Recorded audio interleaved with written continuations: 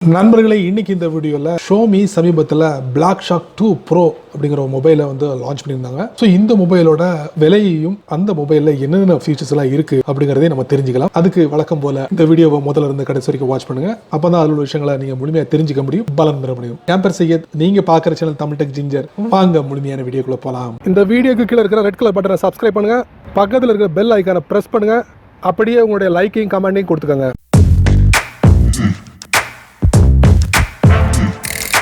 Xiaomi சமீபத்தில் black shock 2 Pro வந்து வெற்றிகரமாக சைனாவில் லான்ச் பண்ணிட்டாங்க. இந்த மொபைல் எப்போ இந்தியாவில் லேண்ட் ஆக போகுது எந்த வித அறிவிப்பும் இல்லை.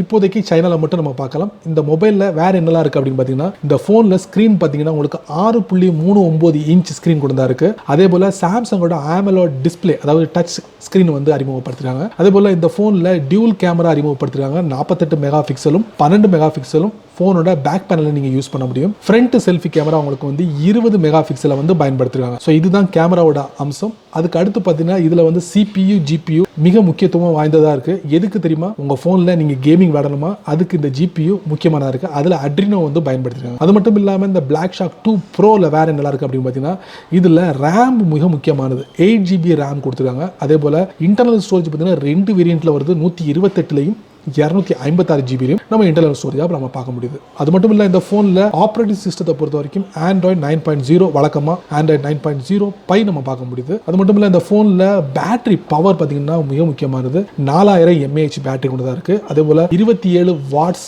ஃபாஸ்ட் சார்ஜிங் டெக்னாலஜியும் இதில் அறிமுகப்படுத்துகிறாங்க. இந்த ஃபோனில் சின்ன சின்ன விஷயங்களை நம்மளால் பார்க்க முடியுது. வைஃபை இருக்குது, ப்ளூடூத் இருக்குது, அதே போல் 4G சப்போர்ட் இருக்குது, அதே மாதிரி USB சப்போர்ட் இருக்குது.